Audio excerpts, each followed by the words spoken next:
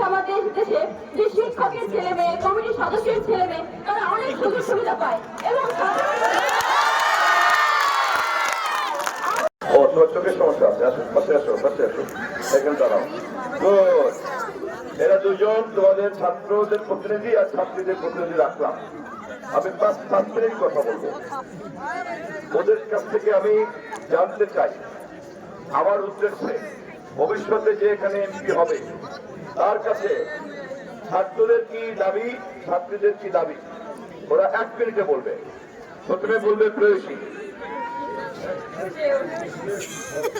ধন্যবাদ আঙ্কেলকে, আমি নিজেকে গর্বিত মনে করতে আছি আঙ্কেলের পাশে দাঁড়িয়ে কিছু কথা বলার সুযোগ করে দেওয়ার জন্য। আমাকে সকলকে অনেক অনেক ধন্যবাদ। আমি বিমলাকাঠি মাধ্যমিক বিদ্যালয়ের 10ম শ্রেণীর ছাত্রী একজন। আমি চাই ভবিষ্যৎ প্রজন্মে আমাদের বিদ্যালয় তথা বাংলাদেশের প্রত্যেকটি বিদ্যালয়ে প্রত্যেকটি শিক্ষার্থী যেন তাদের অধিকার পায়, যেন তাদের ন্যায্য অধিকার পায়, যেখানে কোন শিক্ষার্থীকে নিজেদের অধিকার থেকে বঞ্চিত করা না হয়। যেখানে অনেক বিদ্যালয় আছে আমাদের দেশে, যে শিক্ষকের ছেলে মেয়ে, কমিটির সদস্যের ছেলে মেয়ে, তারা অনেক সুযোগ সুবিধা পায় এবং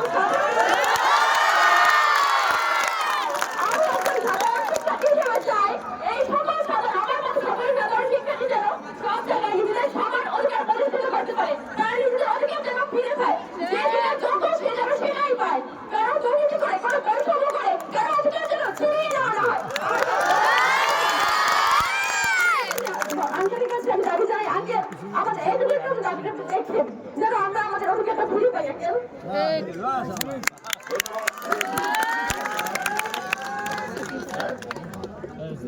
হাফিজ ইসলাম এবার তার দাবি দিবে 1 মিনিটের মধ্যে। আমার ছাত্রদের পক্ষ থেকে আমার দাবি হলো আমাদের স্কুলে একটা বড় রুম দরকার। সবার মানে স্কুলে সকলের মানে বসার জন্য একটা বড় রুম দরকার, যেখানে সকলে বসে সকল ছাত্রছাত্রী সকলে যেন একসাথে বসতে পারে, এটাই। আর আমাদের স্কুলে কোনো মানে ভালো একটা স্কুল মানে বিভিন্ন যে বিজ্ঞান ক্লাবটা বলে